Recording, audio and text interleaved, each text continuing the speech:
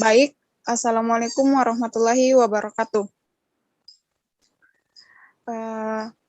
Kami dari kelompok 11, yaitu program KIA, yang beranggotakan 2 orang. Yang pertama, saya sendiri, Andi Siti Nurul Kolbi Putri Razenal, dan rekan saya, yaitu Mutia Lutfiah. Baik, materi pertama akan dibacakan oleh saya sendiri. Yang pertama yaitu pengertian dari program KIA.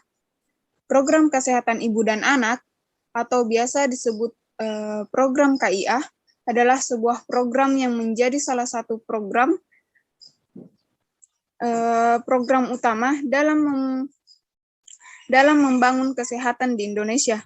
Program KIA merupakan salah satu bentuk upaya di bidang kesehatan yang berfokus pada kesehatan pada ibu dan anak yang meliputi pelayanan dan pemeliharaan ibu hamil, bersalin, ibu nifas, ibu dengan komplikasi obesitas, keluarga berencana, bayi baru lahir dengan komplikasi, bayi dan balita, remaja dan lansia. Adapun manfaat dilaksanakannya program kesehatan ibu dan anak, yang pertama, meningkatkan pengetahuan serta kemampuan ibu dalam menjaga dan mengatasi masalah kesehatan diri dan keluarga dengan menggunakan teknologi yang tepat. Yang kedua, meningkatkan pengetahuan serta kemampuan ibu dalam membina balita dan anak prasekolah dalam lingkungan keluarga, mencakup pembinaan, kesehatan, dan pertumbuhan gizi. Yang ketiga ada meningkatkan jangkauan dan kualitas mutu pelayanan kesehatan bagi bayi, anak balita, dan prasekolah, ibu hamil, ibu bersalin, nifas, dan menyusui. Yang keempat ada terjadi peningkatan kemampuan dan peran serta masyarakat, keluarga, dan seluruh anggotanya dalam mengatasi berbagai masalah berkenan dengan kesehatan ibu dan anak dan prasekolah. Selanjutnya ada tujuan program KIA. Tujuan program KIA terbagi menjadi 2, yaitu tujuan umum dan tujuan khusus. Secara umum, tujuan program KIA adalah untuk mencapai kemampuan hidup sehat melalui peningkatan derajat kesehatan yang optimal bagi ibu dan keluarganya untuk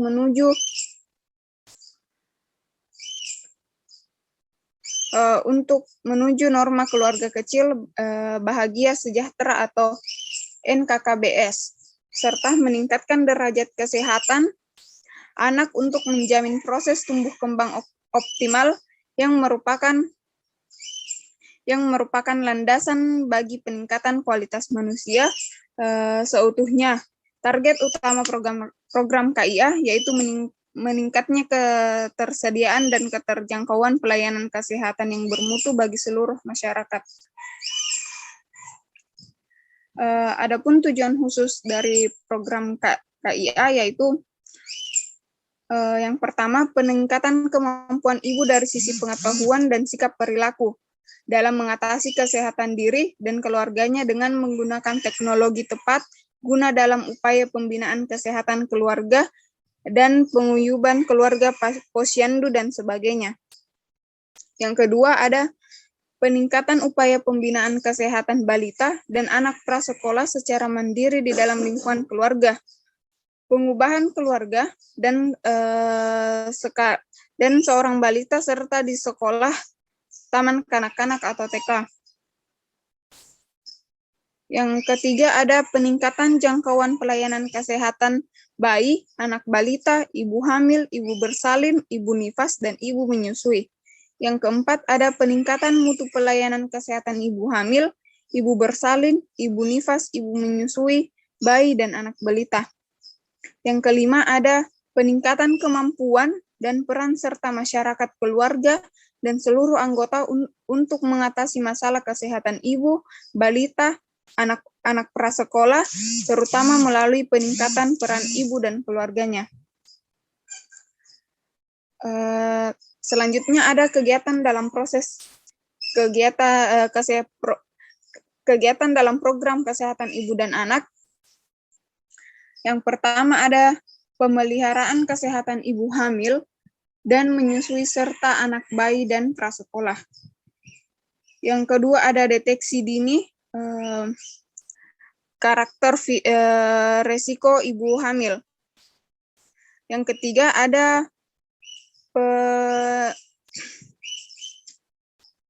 pemantauan tumbuh kembang balita, dan yang keempat ada imunisasi tetanus tosoid 2 kali pada ibu hamil serta BCG, DPT 3 kali, pelito 3 kali, dan campak 1 kali pada bayi.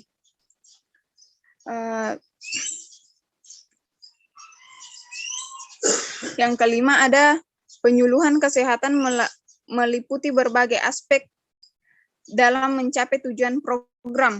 Yang keenam ada pengobatan bagi ibu, bayi, anak balita, dan prasekolah untuk macam-macam penyakit ringan.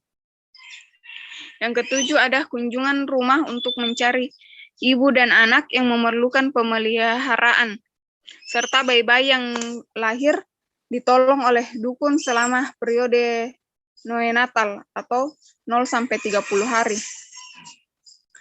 Yang kedelapan ada pengawasan dan bimbingan kepada taman kanak-kanak dan para dukun bayi serta kader-kader kesehatan. Baik, materi selanjutnya akan dilanjutkan oleh rekan saya yaitu Mutia Lutfiah. Dengan ini saya persilahkan. Baik, terima kasih atas kesempatannya. Langsung saja, adapun jenis-jenisnya yaitu yang pertama kunjungan rumah bumil, bulan Bufas denonatus rasti. Yang kedua kelompok ibu hamil risti. Yang ketiga kesehatan produksi katan. Yang keempat ada gamet Berlin.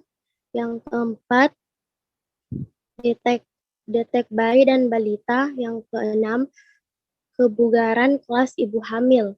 Yang ketujuh kemitraan dukun bayi. Dan yang kedelapan Safat KB. Next.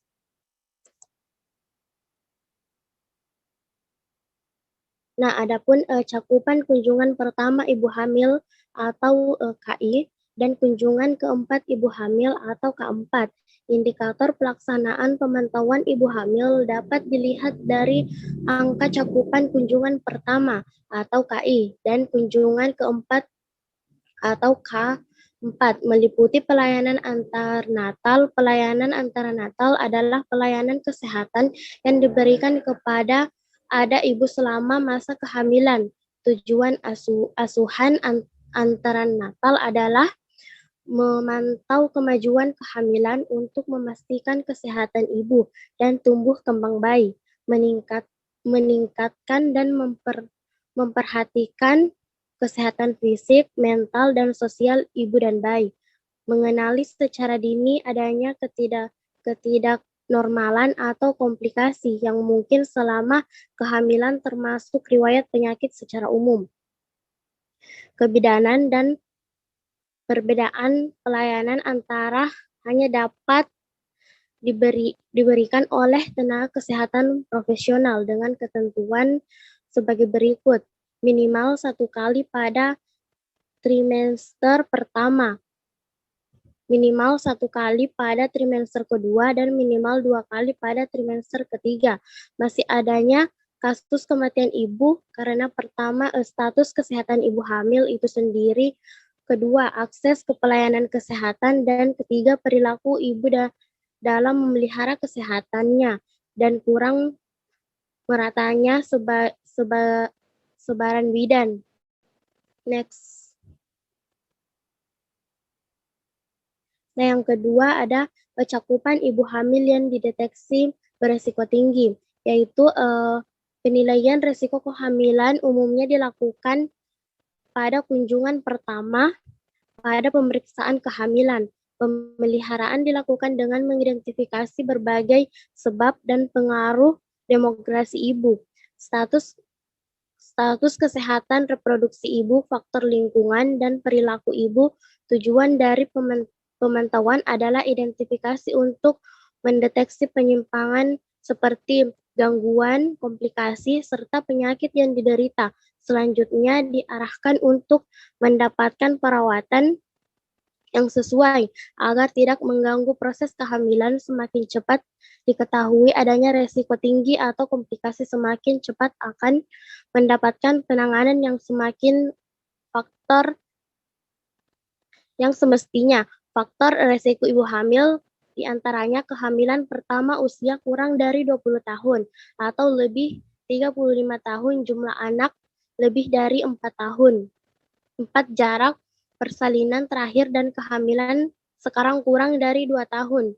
Tinggi badan kurang dari 140, berat badan kurang dari 35, atau lingkar lengan atas kurang dari 23,5, memiliki kelainan bentuk tubuh seperti kelainan tulang belakang atau punggul hipertensi, tuberkulosis, kelainan jantung, ginjal, dan diabetes, gangguan berulang, sering mengalami pendarahan, terjadi infeksi saat hamil, kehamilan ektopik, ketuban pecah dini, persalinan dengan beda secara maupun ekstraktif, secara riwayat nifas yang berisiko bagi ibu seperti pendarahan pasca persalinan dan infeksi masa nifas, anemia. Faktor risiko lainnya yaitu eklampsia. Next.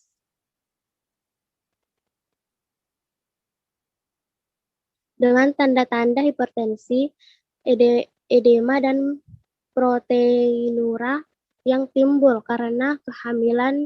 Eklampsia adalah kelainan akut pada wanita hamil dalam persalinan invasion yang ditandai dengan kejang dan koma.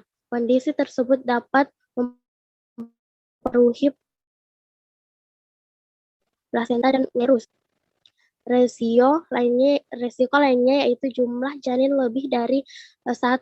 Kelainan besar janin, adanya resiko lain seperti persalinan yang macet, tidak maju, serta terlambatnya kehamilan plasenta setelah jam setelah persalinan. Bagi orang karenanya deteksi faktor resiko pada ibu baik oleh tenaga kesehatan maupun masyarakat merupakan salah satu upaya penting dalam mencegah terjadinya kehamilan pada ibu dan bayi. Next. Nah, adapun kesimpulannya yaitu kesehatan ibu dan anak atau KIA merupakan suatu isu yang penting untuk dipandang secara menyeluruh. KIA bukan hanya menyangkut kesehatan fisik ibu dan anak itu sendiri, melainkan juga faktor-faktor lain baik terkait kesehatan maupun non-kesehatan yang dapat mempengaruhi kondisi eksternal yang sering berdampak pada kualitas kesehatan ibu dan anak. Antara lainnya itu kemiskinan. Seringkali kondisi kemiskinan menghambat seseorang untuk membuat perencanaan kehamilan yang matang. Persoalan yang dihadapi oleh orang-orang di suatu jalanan yang unik perlu direspon dengan pendekatan yang lebih bersifat persuasif dan sesuai dengan kebutuhan mereka. Program pendamping bagi orang di suatu jalan, khususnya pendamping kesehatan, perlu diperhatikan. berbagai aspek, mulai dari keamanan, kepercayaan personal, hingga keberlanjutan dari program yang sedang dijalankan. Posyandu Jalanan merupakan contoh bagian program yang dikhususkan untuk pendampingan yang menerapkan ketiga aspek tersebut. Baik, terima kasih. Saya kembalikan kepada moderator. Oke. Cukup sekian dari presentasi kami mengenai program KIA. Dengan ini saya mengucapkan Assalamualaikum warahmatullahi wabarakatuh.